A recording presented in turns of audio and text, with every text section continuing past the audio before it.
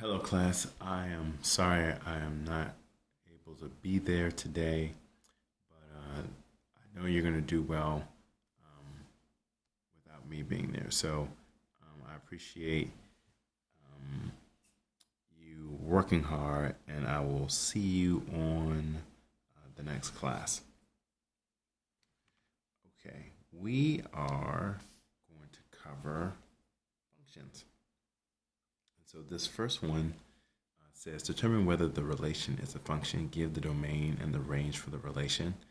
And the domain is the set of all first coordinates. So the domain is 4, 5, and 9, and the range is 2, 4, and 9. Now, what makes this a function is that for each first number, there's only one second number. So, for instance, 4 goes to 2, and 4 isn't associated as a first number with any other second number except for 2. So 4 only goes to 2 and nothing else. 5 only goes to 4, and there is no 5 anywhere else going to any other number. And 9 goes to 9. And so the answer to this is yes, this is a function. The domain then is 4, 2, 9, because those were all of the first numbers. I'm sorry, 4, comma 5, comma 9. Those are all the first numbers. The range is all the second numbers, 2, 4, and 9. So I'll separate those with commas.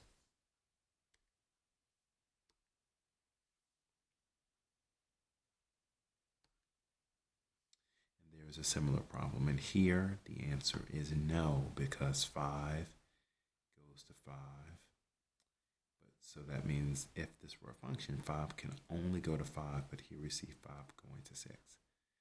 And so that means no automatically, but it's also a double no because 8 goes to 5. So 8 can't go with anything else. The domain is 5, comma 8. You don't have to repeat numbers that happen more than once. And then the range is 5, 6.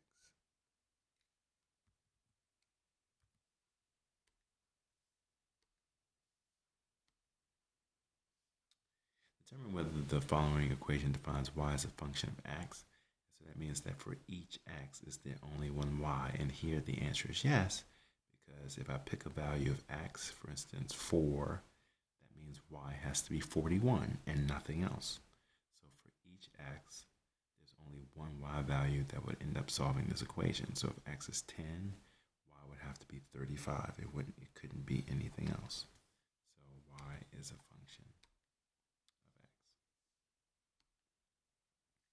Here again, y is a function of x here, defined by this equation, because then if I give you any x, then I know exactly what y is, and y can only be one thing. So if I pick an x, for instance, 1, then y has to be 63 and nothing else. So for each x, there's only one y value associated with that x. Here, this is problematic because this one's no, because of the power of 2 here. So if x is 0, then y could be 12, or it could be negative 12. Either one of those numbers, when you square, you get 144. So the answer to this one is no, because when you pick an x, you could get two different y values that make this statement true. So the answer to that one is no. And in general, if the power of y is even, then the answer is no. And if the power of y is odd, the answer is yes. Here we are going to plug in values.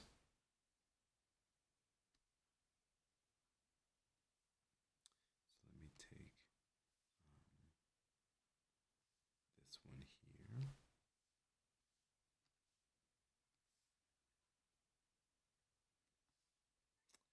And I'm going to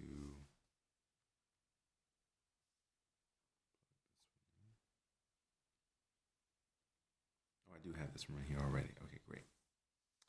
And so here it's asking for f of negative 8. And so f of negative 8, well, we see that f of x is 2x plus 2, so that means wherever there's an x, you put the number negative 8. It's 2 times negative 8 plus 2. 2 times negative 8 is negative 16 plus 2. That is negative 14. I'm going to put in negative 14.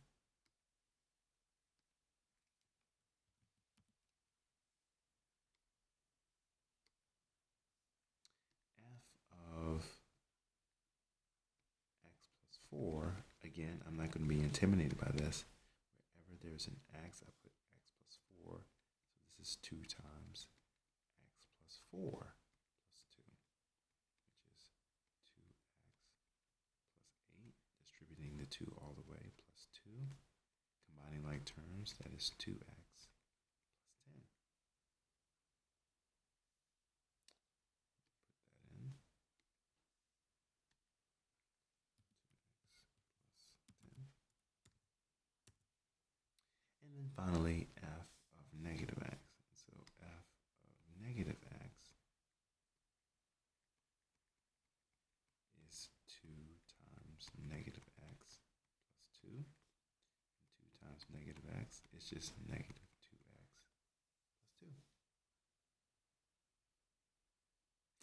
I'm going to plug that in. Negative 2x plus 2.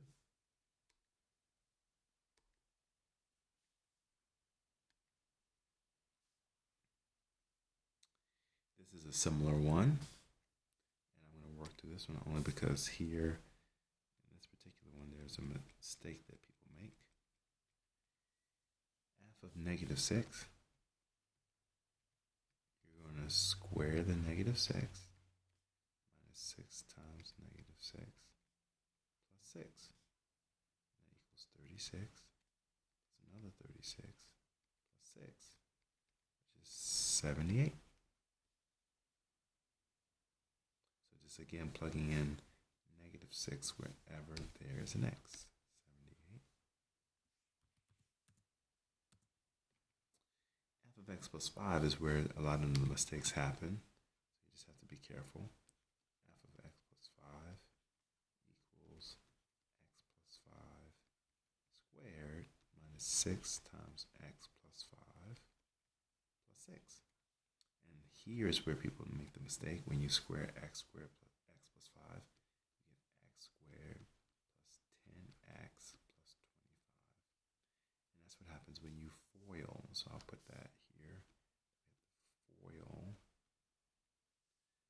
And that's how you get x squared plus 10x plus 25. And then distribute the 6. And 6. And combining like terms, you get an x squared. Like plus a 4x,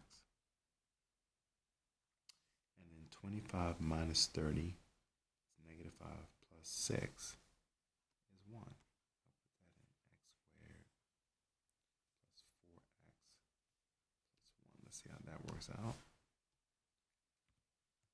X squared plus 4x plus 1.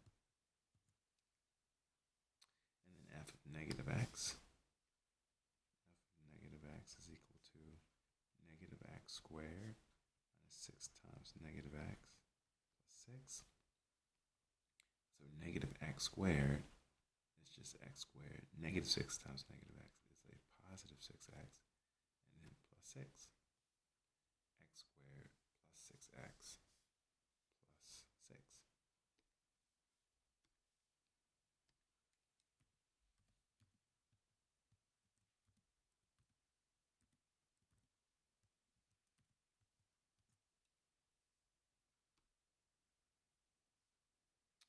The vertical line test says that if I draw any vertical line, how many times will that vertical line hit the graph?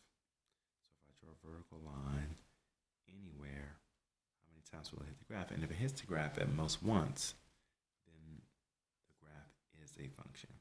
So in a lot of ways, if the graph is moving from left to right and not repeating itself, not drawing back on itself, then it is a function.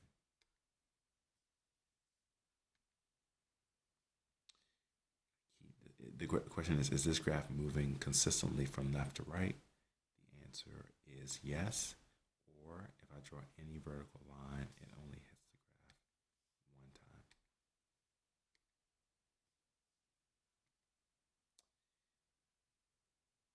The answer to this one is no. Well, again, this vertical line hits the graph twice. This one hits the graph twice. Or is this moving from left to right without drawing back on itself? And it does draw back on itself. This is not a function of x. F of 7. So f of 7 is the place that is associated with 7. You go to 7 on the x-axis. See where the red dot is? And the red dot is on the x-axis, which means that the value is 0. It's 0 there.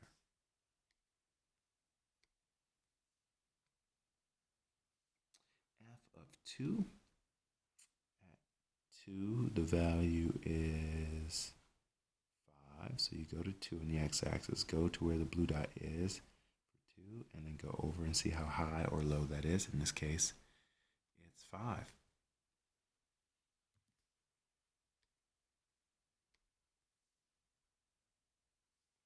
F of 6. Go to 6. Go down to negative 5.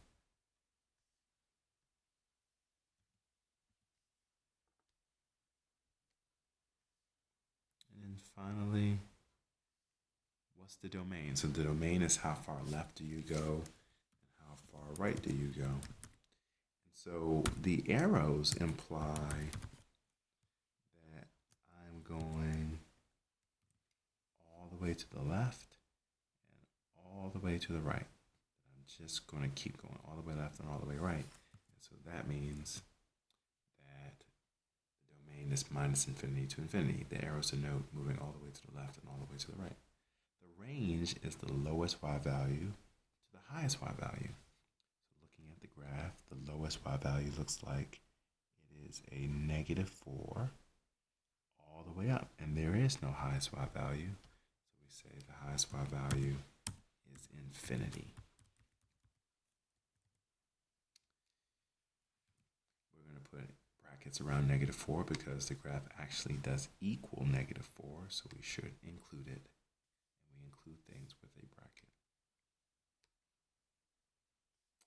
The x-intercepts are where you hit the x-axis. That looks in this case like negative 3 and 1. I will separate those with a comma.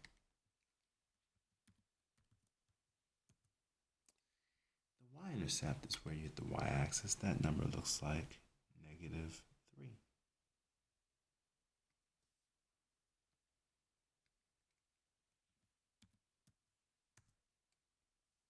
F of negative 2, the value at negative 2, negative 1, negative 2, that looks like negative 3.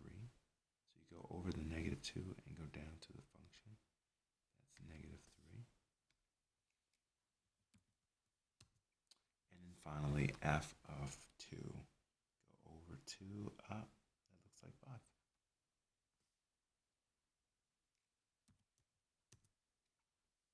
All right, there's 100. I hope that helps, and I will see you soon.